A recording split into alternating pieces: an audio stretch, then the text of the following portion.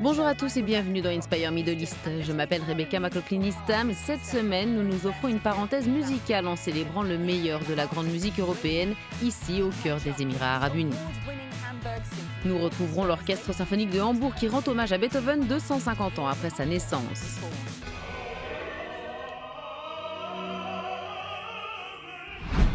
Nous irons aussi à la rencontre de jeunes talents alors que des Émiratis se préparent à monter sur une très grande scène de la capitale. C'est exaltant et je suis très positive. Enfin, nous explorerons le Kurdistan irakien à la découverte d'arts ancestraux.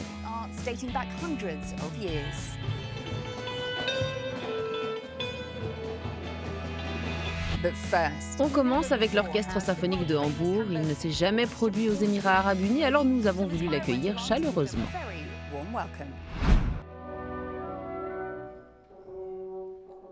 Lorsque le célèbre Orchestre symphonique de Hambourg part en tournée, il ne voyage pas léger. Dans ses bagages, les instruments et accessoires de plus de 75 musiciens professionnels et 80 chanteurs. Ils ont fait le déplacement depuis l'Allemagne pour célébrer les 250 ans de la naissance de Beethoven lors de la 9e édition du Festival de musique Abu Dhabi Classique. Et quelle meilleure manière de marquer cette occasion que de jouer l'un des morceaux les plus célèbres jamais écrits par le compositeur allemand, sa 9e symphonie en ré mineur. Le dernier chef-d'œuvre de Beethoven fut créé à Vienne en 1824, à l'époque où le compositeur atteint d'acouphènes était presque sourd. Cette symphonie est considérée comme l'opus magnum de Beethoven, sa plus grande œuvre. Depuis sa création, la 9e symphonie n'a jamais cessé d'être jouée dans le monde par les plus grands ensembles et dirigée par les plus grands chefs d'orchestre. Pour certains critiques, cette œuvre a marqué un tournant dans l'histoire de la musique. Nous avons demandé à un chef d'orchestre de renommée mondiale ce qu'il en pensait.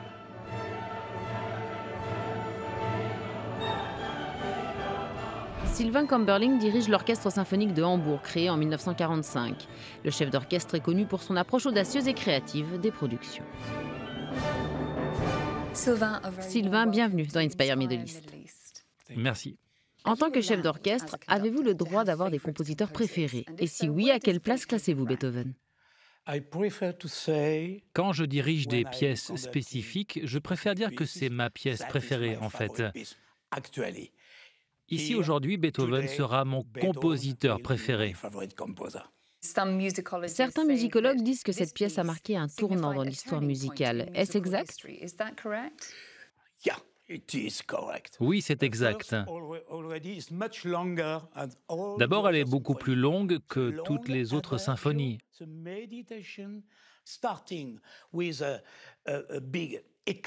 L'adagio, longue méditation, commence par un éclat orchestral.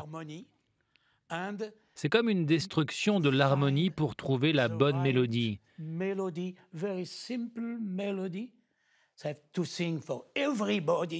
mélodie très simple à penser pour tout le monde et qui veut dire « parlons de la joie ». Et nous devons convaincre le monde entier que nous sommes frères et que la joie peut nous unir. Si vous pouviez rencontrer Beethoven aujourd'hui, que lui diriez-vous? Ne me demandez pas ça car c'est très... je ne sais pas. Je n'aurai que de l'admiration et je lui dirai « Tu as déjà tout dit. Nous n'avons pas besoin de plus, mais nous allons essayer de donner plus. » La 9e symphonie est le premier exemple de symphonie chorale illustrée dans le 4e et dernier mouvement par des chanteurs interprétant l'Ode à la joie, également appelé l'hymne à la joie, le poème de Friedrich von Schiller écrit en 1785 et mis en musique par Beethoven.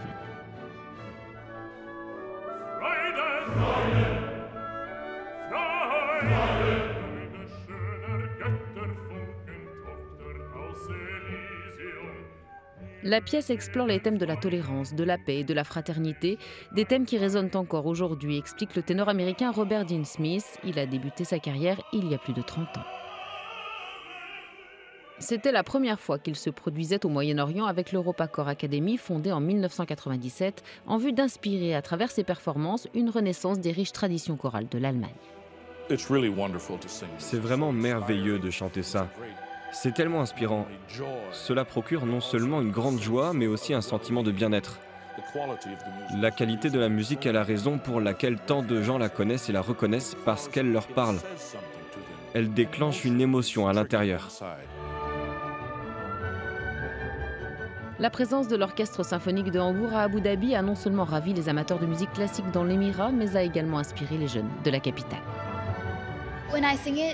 Quand je chante avec mes amis, c'est vraiment exaltant et je me sens vraiment positive et optimiste. Et très impressionnant, ces jeunes chantent en allemand. Freude, schöne, gute Funke, Tochter aus Silesium. Les jeunes de l'Académie Al-Yasmina et de l'École internationale allemande ont répété pendant des mois avant de monter sur scène. Guidée par la chanteuse d'opéra Hélène Kerr, pour elle, il est très important que les enfants émiratis apprennent et connaissent les grands de la musique européenne. C'est extrêmement important car c'est une partie si énorme de l'histoire, même si je sais que c'est une histoire occidentalisée. Je travaille dans une école britannique et pour moi, enseigner ce genre de musique aux enfants, c'est bien, mais en faire l'expérience avec eux et les y plonger, c'est les amener à un tout autre niveau. Cela a été un vrai défi parce que nous chantons en harmonie à 4 voix. Nous avons aussi des élèves qui sont âgés de 7 à 18 ans.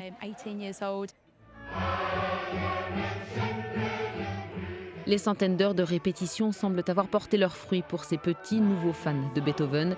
Ils ont réussi à interpréter l'Ode à la joie du maestro pour la plus grande joie d'un public sous le charme.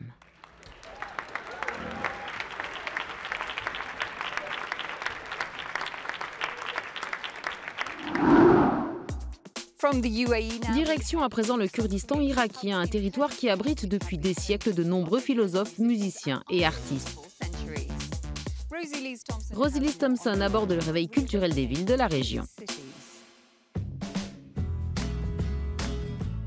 L'art et la région kurde d'Irak, c'est une très longue histoire. Depuis la fondation de la ville moderne il y a plus de 200 ans, Sulayaniya a été un foyer créatif pour les chanteurs, les artistes et les polymathes, la maison aussi de poètes comme Maui, Piramerde et Nali.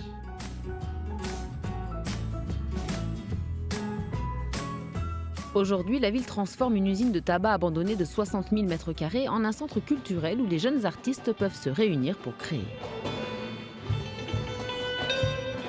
Pour ces jeunes Kurdes, il n'y a qu'une seule règle, être ensemble et jouer de la musique. Au début, c'est un peu dément. Tout le monde frappe sur son instrument et puis finalement, il trouve un rythme, apporte de petits ajustements et 1h30 après, ils sortent un chef-d'œuvre. Le groupe attire des artistes de toute la ville et mêle les instruments. Nous nous réunissons ici chaque semaine et nous travaillons sur une idée que nous avons eue. Nous pouvons par exemple mêler 2 instruments différents qui n'ont jamais été unis auparavant. Grâce à la flexibilité du lieu et à la façon dont nous sommes autorisés à travailler, nous avons la possibilité de créer des choses géniales.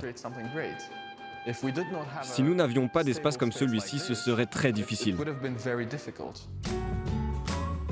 Et les musiciens ne sont pas les seuls à avoir trouvé une maison dans cette usine. L'artiste Tara Abdullah a installé sa galerie et son atelier dans un coin de la fabrique. L'art vous touche comme la maladie. Vous ne pouvez pas vous en débarrasser. Il y a toujours quelque chose en vous qui bouge. Et tout cela ressort quand vous bougez vos mains. Soutenu par des organisations à but non lucratif et par le gouvernement régional kurde, le projet de transformation de l'usine en un lieu de création n'en est qu'à ses débuts. Jusqu'à présent, seul un des bâtiments a été transformé en studio d'art et en galerie d'exposition. Dans les prochaines années, l'ancienne usine pourrait abriter un cinéma, un théâtre, des salles de cours et un studio de danse. Et Sulaymaniyya n'est pas la seule ville kurde à encourager la création. La citadelle d'Erbil est l'un des plus anciens lieux au monde habités en permanence. Une petite merveille dont la grandeur inspire les artistes depuis des siècles. Comme l'archéologue kurde irakienne Lana Haddad, aussi artiste, elle a inventé Urbilum, un jeu de société de stratégie basé sur Erbil et son histoire.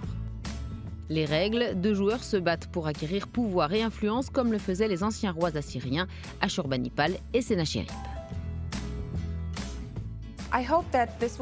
J'espère que ce sera le premier d'une longue série de jeux dans lesquels je présenterai différentes périodes de notre patrimoine.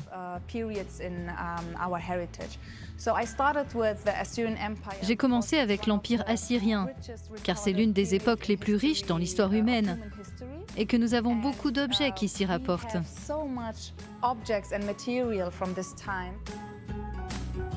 Lana, qui a créé son jeu grâce à des informations et des événements historiques précis, estime qu'après des décennies de conflits, l'art est devenu incroyablement important pour le peuple kurde, lui permettant de renouer avec son patrimoine. Nous ne voulons tout simplement pas parler du passé, nous ne l'oublions pas, mais nous l'abordons avec résilience et nous essayons de construire quelque chose de nouveau. L'art a toujours été quelque chose d'extrêmement important dans notre culture, et pas seulement pour les Kurdes, mais pour toutes les communautés qui vivent ensemble ici. Comme de nombreux jeunes artistes, Lana espère que son art contribuera à rapprocher les communautés et à créer une intrigue autour de l'histoire de la région. Cette émission est terminée, nous espérons qu'elle vous a plu. Retrouvez tous nos programmes en ligne sur euronews.com. Mais avant de nous quitter, voici quelques publications musicales sélectionnées sur Instagram. À bientôt. Les membres du club allemand Dalaïn étaient ravis d'écouter l'orchestre symphonique de Hambourg. La flûtiste kurde Shin a partagé cette vidéo d'elle célébrant une fête traditionnelle dans son pays natal.